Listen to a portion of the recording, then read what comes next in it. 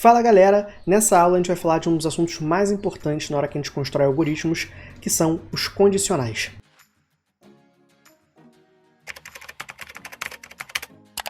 Vamos dar uma olhada aqui no código. Então aqui nós temos a função que a gente fez na última aula, que calcula a média de algum aluno recebendo 3 notas. Então ela aqui faz uma média ponderada, e aí responde se sua média foi alguma coisa. E eu quero alterar essa minha função aqui para, em vez de ela me dizer qual foi minha média, ela já me dizer direto, beleza, eu estou aprovado ou estou reprovado. E é isso que eu quero que essa função faça a partir de agora. Em vez de calcular a média, eu quero que ela me diga se está aprovado ou reprovado. Vamos fazer aqui mudar o nome dessa função para ficar um pouquinho mais semântico. Então ela vai receber 3 notas e vai me dizer se a pessoa está reprovada ou aprovada. Como é que a gente vai fazer isso, galera? Eu quero, no fim, que ela me responda alguma coisa assim, return aprovado, certo? Deixa eu apagar esse return resultado aqui embaixo.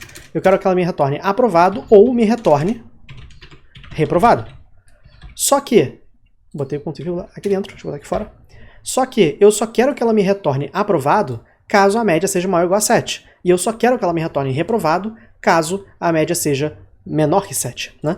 Como é que a gente pode fazer isso, galera? No fim, a gente precisa de alguma construção aqui no JavaScript que me deixe fazer uma coisa do tipo, se a média for menor que 7, responde reprovado. Caso contrário, né, se não, responde aprovado.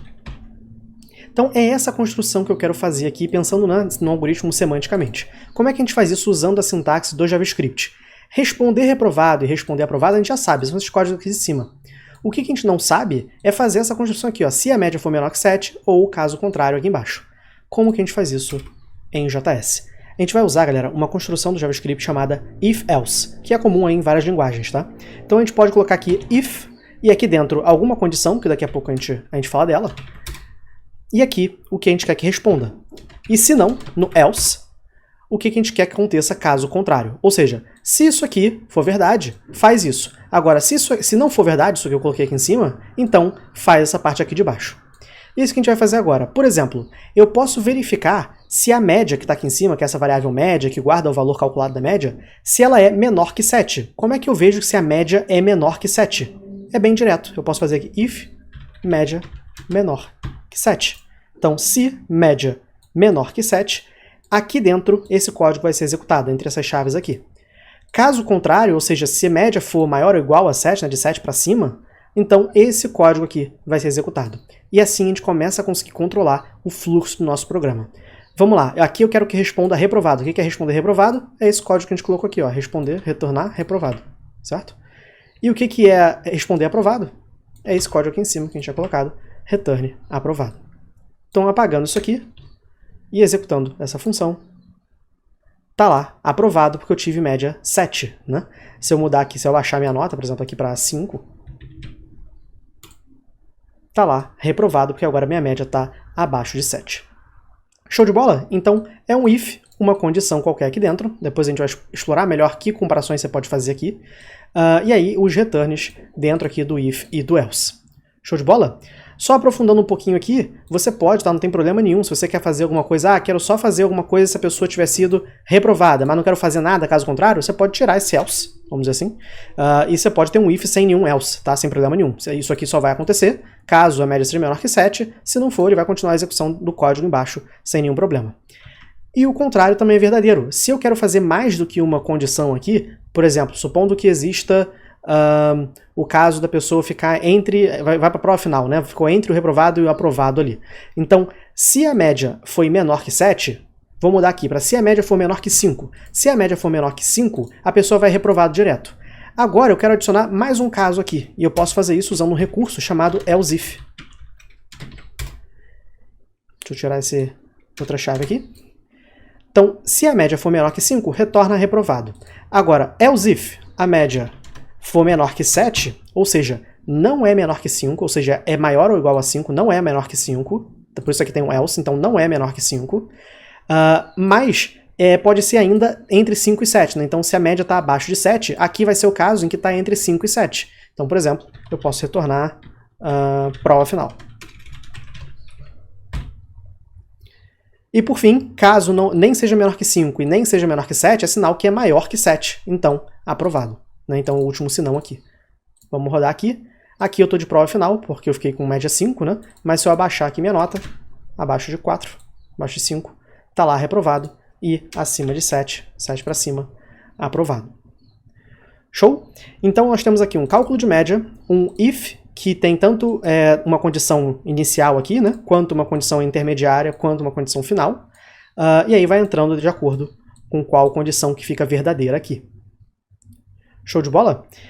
Falando um pouquinho dessas comparações que eu estou fazendo aqui dentro, tá vendo? Média menor que 5, média menor que 7. Isso aqui são comparações que eu estou fazendo. Estou pegando um valor e comparando com outro, certo?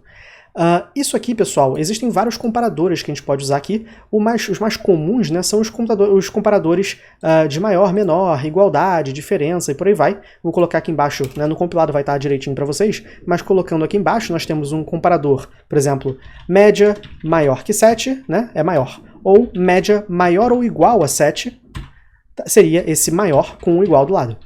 Média menor que 7, temos aqui menor, ou média menor ou igual a 7, também o sinal de menor e o igual. E para fechar, eu posso comparar a igualdade, média igual a 7, como é que eu faço igual a 7? Cuidado, galera, são dois iguais. Se eu quero comparar a igualdade, eu vejo se a média é igual a 7, tá? Por quê? Porque o sinal de igual já é usado para atribuição de variáveis em JavaScript. Então, para comparação, convencionou-se que deve usar esses dois iguais aqui. Então, média igual a 7, e isso faz a comparação. Se você colocar média igual a 7, não vai funcionar como você esperaria. E por fim, se você quer ver se é diferente de 7, por exemplo, média diferente de 7, é esse exclamação igual. Exclamação igual em JavaScript significa diferente. Tá legal? Então assim a gente consegue fazer vários tipos de comparação. Show de bola, pessoal. Já vimos aqui a construção do if e do else. Vimos alguns comparadores que você pode usar aqui dentro, né, dessas condicionais aqui. E aí eu só queria comentar uma coisa para vocês, que é o seguinte. O que isso aqui retorna, né? O que é isso aqui? Esse médio menor que 7, quando você coloca esse médio menor que 5, médio menor que 7, o que é isso que você está colocando aqui, galera? Repara que isso aqui, essa comparação que você faz, ela sempre vai ser ou verdadeira ou falsa. Por exemplo, média maior que 7, se a minha média, né? Vou apagar esses outros aqui para não confundir. Se a minha média for, por exemplo, se veio aqui a média, né? 8, então 8 maior que 7, isso aqui dá verdadeiro, concordo? Isso é verdadeiro. 8 maior que 7, se média for 8, tá? Então vou colocar aqui, ó, média 8, isso aqui daria verdadeiro. Agora, se essa média que eu calculei aqui desse 5, média maior que 7, tá? E aqui a média tivesse valor 5, o que ia acontecer?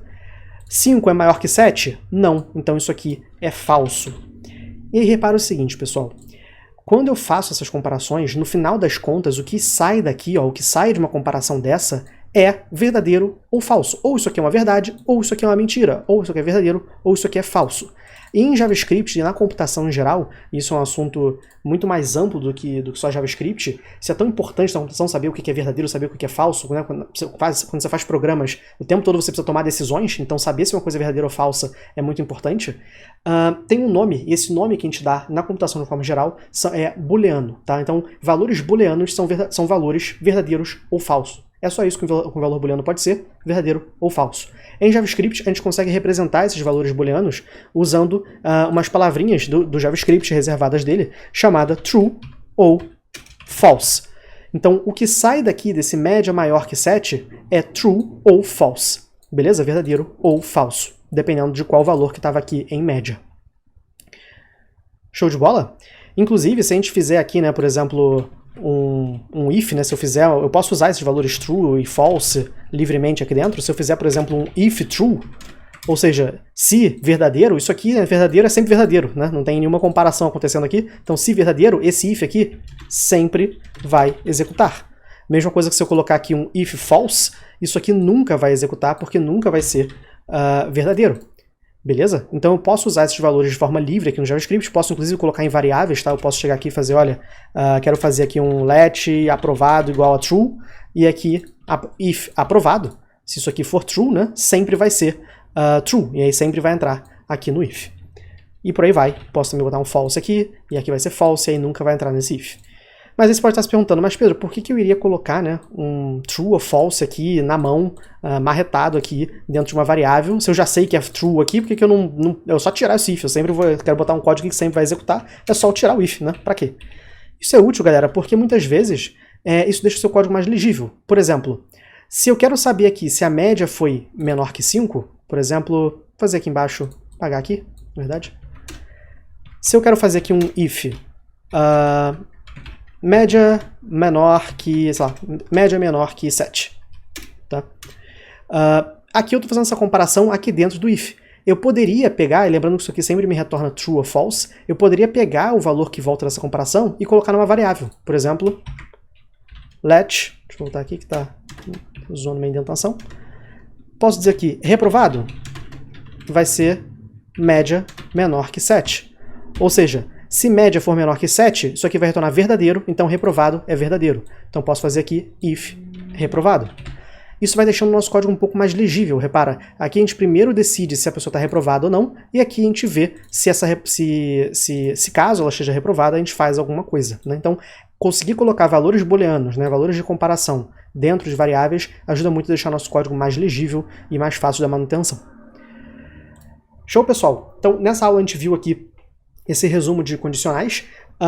Na próxima aula eu vou aprofundar sobre algumas condições um pouco mais avançadas aqui de condicionais também. Deixa eu só fazer o compilado aqui dessa aula com vocês.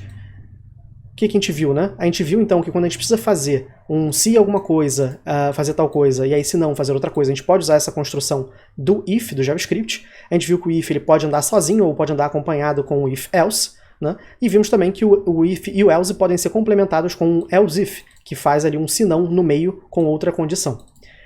Vimos aqui alguns comparadores, né, como que a gente compara valores em JavaScript, e por fim vimos esse conceito de valores booleanos, que são valores verdadeiros, falsos, e como que isso pode ser usado para a gente melhorar a nossa escrita aqui de código. Fechado? Então, galera, até a próxima aula, a gente se vê.